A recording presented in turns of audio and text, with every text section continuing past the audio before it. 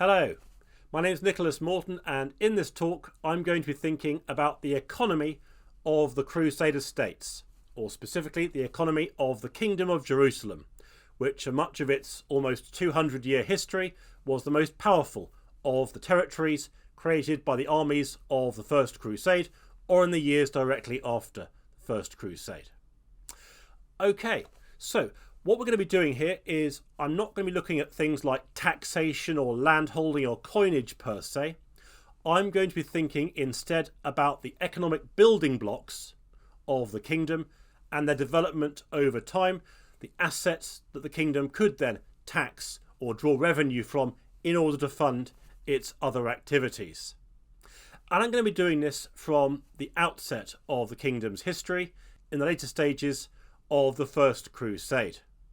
So let's turn to the year 1099, because in July of this year, the armies of the First Crusade conquered the city of Jerusalem, following which they perpetrated a brutal massacre of the city's inhabitants. They then sent their forces south to combat an army moving up to the north from Fatimid Egypt, which the Franks or Crusaders then defeated at the Battle of Ascalon. And so it's in the wake of the Battle of Ascalon that the surviving Crusaders are confronted with a series of major decisions. They want to create a viable state centred on Jerusalem, but how are they going to do that? At this point, the Kingdom of Jerusalem consisted of Jerusalem itself and a few outlying towns, only one of which was a port, the port of Jaffa. And they also didn't have many troops at their disposal. In the wake of the Battle of Ascalon, most of the Crusaders went home, leaving only a few hundred to remain in Jerusalem itself. So how did they survive, and how did they create a viable economy that would enable the kingdom to survive for almost 200 years? Because whatever their motives for going on crusade, and whatever their motives for remaining in Jerusalem, a kingdom required a viable economy so that all the various activities of that kingdom could be financed. So how did they do that? Well, to begin with, it has to be said the situation was not promising, viewed from an economic perspective.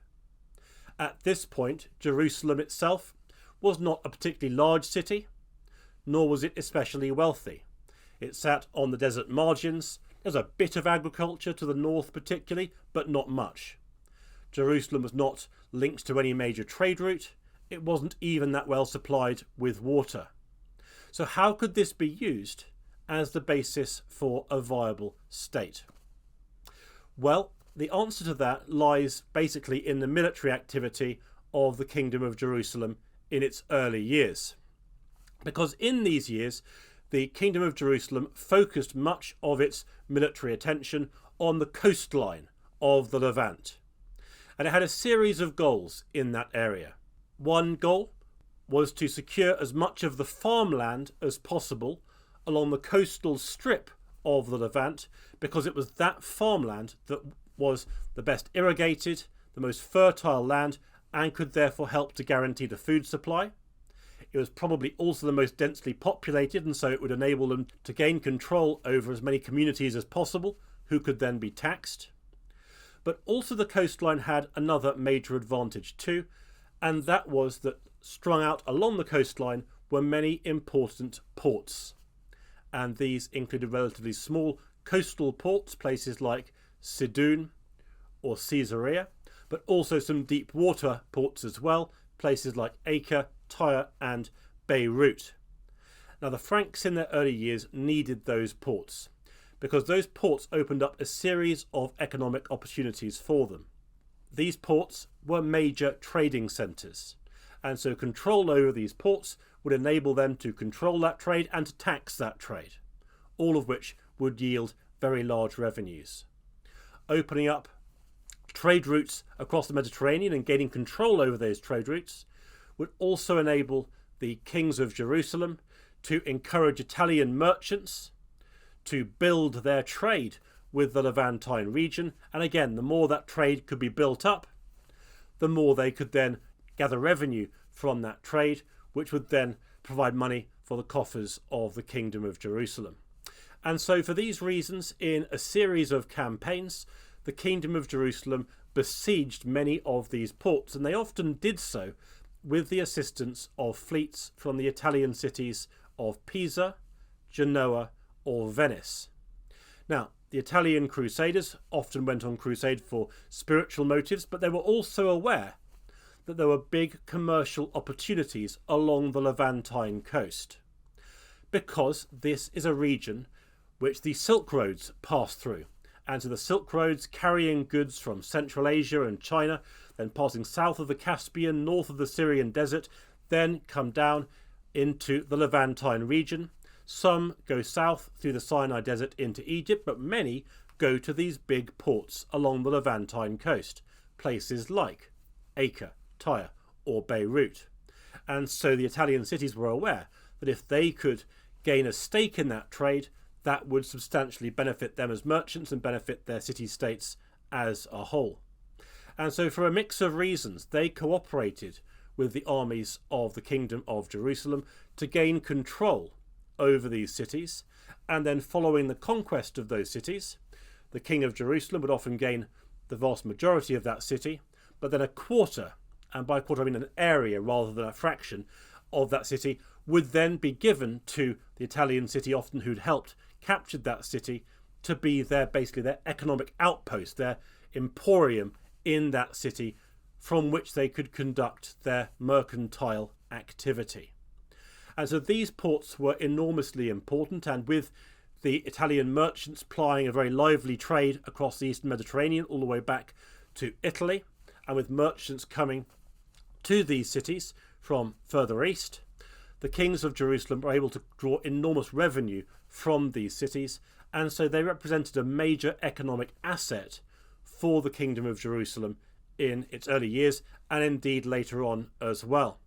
Because over time, the kings of Jerusalem built up these cities. So they built larger walls to encompass a broader area of urban settlement. They built up the harbours. They built up the roads.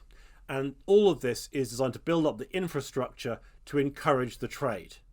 And it's interesting because not only were the Crusader states dependent on these trade routes, but many neighbouring powers were as well. And so, for example, the rulers of Damascus in this era, they relied on ports like Acre and Tyre to act as ports that would allow their goods and goods passing through Damascus to reach the Mediterranean trade. And so Damascus required the ports of the Kingdom of Jerusalem for its economic prosperity. And the ports in the Kingdom of Jerusalem, by turn, relied on Damascus for their economic prosperity, because they needed goods and caravans coming from or through Damascus to reach their own territory. And this created one of the most interesting commercial relationships of the medieval era. And this is reported by a Muslim pilgrim travelling through the Kingdom of Jerusalem called Ibn Jabir. And he commented on how remarkable it was that you might have two armies doing battle on one side of the road, but on the road itself, merchant caravans passing to and fro between Damascus and the Kingdom of Jerusalem without inhibition. So trade and war could take place side by side, and he found this remarkable, and you can see why he would, because normally warfare disrupts trade. But actually, all the various combatant parties conducting war or diplomacy across the Near East, they all have a strong interest in making sure those trade routes remain open, even if they are themselves at war, because they all depend on those trade routes for their revenue. And so as time goes on, particularly the port of Acre becomes an economic hub of the Kingdom of Jerusalem. And indeed one Muslim writer called Abu Shama described the city as being like the Constantinople of the Franks. And so the reference point, Constantinople being this great mercantile metropolis further north, the capital of the Byzantine Empire, and he saw Acre as being a bit like that for the Kingdom of Jerusalem. So the economic heartlands of the Kingdom of Jerusalem, and indeed I might add for the Crusader states further north as well, the county of Tripoli, the Principality of Antioch in particular, that coastal strip, its ports, its agriculture, these were the economic heartlands of the kingdom. And one particular crop became increasingly prolific across the kingdom during its history, and you hear reports of all sorts of new areas of cultivation being developed, particularly, I might add, by the Templars and Hospitallers. And these were areas of sugarcane plantations, because sugar is tremendously expensive. And in places like Western Christendom or areas further north, you can't grow sugarcane.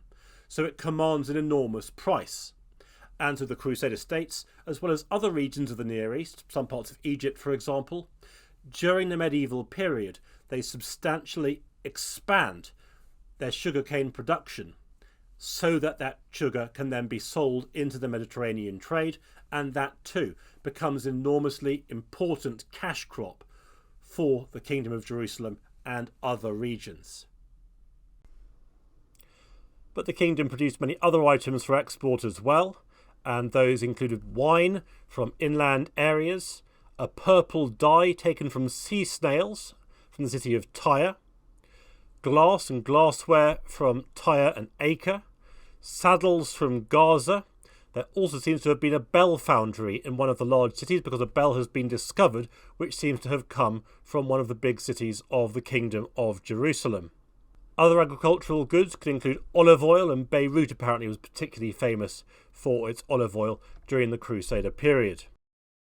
Imports included a wide range of different items, from iron to textiles and livestock, but one item that became increasingly important for the kingdom in its later history, particularly from the 1260s onwards, when what was left of the kingdom became very much embattled, was the import of grain and foodstuffs from Sicily and southern Italy. And so we hear about several shipping contracts being issued specifically for the export of grain and other foodstuffs to the Kingdom of Jerusalem, while its estates couldn't be worked due to the ongoing war with, in this case, the Mamluk Empire.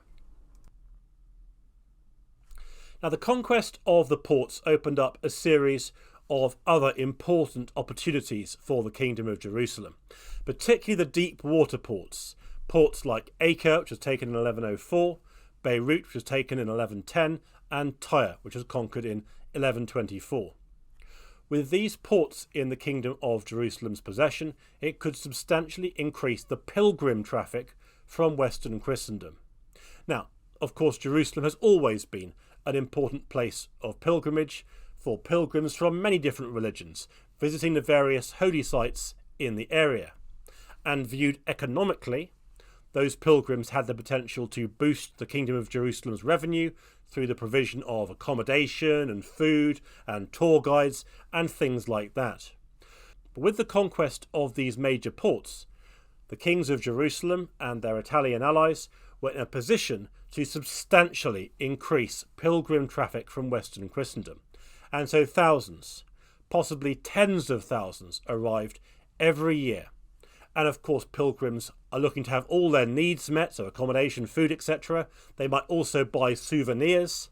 They'll also want to visit the various holy sites, places like the River Jordan or Mount Tabor, or the places connected to the various miracles performed by Jesus as described in the Gospels.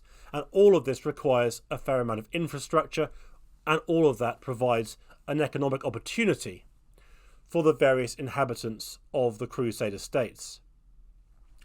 Another point to be made about pilgrims is that some of those pilgrims would arrive in order to settle, and so they would create the opportunity to increase the population of the Kingdom of Jerusalem, and therefore its workforce, and therefore its tax base.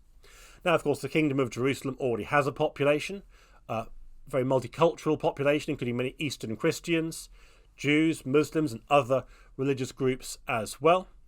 But of course, with more population coming in from Western Christendom, that increases the population still further, and therefore that creates more opportunities for taxes, levies, tolls, all of which can then feed in to the coffers of the kings of Jerusalem. Another dimension to the kings of Jerusalem's early policies were their forays and expeditions across the Jordan River into what was known then as Transjordan, an area roughly equivalent to modern-day Jordan. Now, their reasons for conquering this area were that many trade routes passed through the Transjordan region, And so, for example, trading caravans going from Damascus across the Sinai to Egypt would have to travel through the region, as would many pilgrims and other travellers on their way into the Arabian Peninsula. And so the conquest and control of Transjordan would give the Kingdom of Jerusalem the opportunity to tax those various routes and indeed to profit from the agriculture of the region. And so the conquest of Transjordan also represented another major economic asset to the Kingdom of Jerusalem in its economic development across the 12th century. Another important point connected to all these various processes are the various major institutions of the Kingdom of Jerusalem. Because yes, the King of Jerusalem made very sure that he had control over many of the major ports along the coastline, but there were other important institutions which had their own internal economies. The military orders of the Templars and Hospitallers are two clear examples. Also, many of the larger ecclesiastical, so church institutions. And they raised their monies in fairly conventional ways in some respects. They had their various estates and their various communities that they could tax, but they also were able to draw revenue from Western Christendom. Because all these institutions, very quickly in their history, developed a network of estates across Western Christendom, which included agricultural estates or mines or towns or other assets. And then the proceeds from those assets, so for the military orders, they were required to send 1/3 of their income to the Crusader states every year. Those monies would then be sent to the Crusader states where they could then be used. And the military orders in particular became enormously wealthy. And so these financial assets and income streams from Western Christendom came to play an important role in their institutional history. But given the size of those revenues, they also represented a large stream of incoming monies from Western Christendom, which would ultimately profit the economy in the kingdom as a whole. Perhaps a final point to be made here is the whole question of security. Because across history, it's normally peaceful conditions that give rise to economic prosperity, and that was certainly true in the Kingdom of Jerusalem. Now, when we think about the Crusader states or the Crusades, it's very easy to think of, well, the land of perpetual war is the way that the Crusader states are sometimes described. And there is a lot of fighting, it has to be said. And yet much of that fighting took place along the frontier zones of the kingdom. And so those frontier zones might be the area to the north of the Sea of Galilee, Lake Tiberias, or towards the south, around the city of Ascalon and the desert margins facing Egypt. Those areas did encounter a great deal of military activity. And yet the Franks were very careful to ensure that particularly its heartlands, that coastal strip, were as protected as possible from raids and attacks, because it recognised the importance, economically speaking, of those regions. And so when in the 1170s and 1180s, when Saladin's raiders are able to reach those regions for the first time in decades, it's pointed out just how unusual this is, because those regions have been in a state of peace for quite a long period of time. And so it's an interesting dimension to the Crusader states, just how much effort was put into trying to make sure that its economic heartlands were protected, even if its frontiers were at war, because it needed those agricultural areas to maintain the prosperity of the kingdom as a whole. Okay, so this has just been a whistle-stop tour of the Kingdom of Jerusalem and its economy. Please do have a look at the other talks in this collection. Thank you.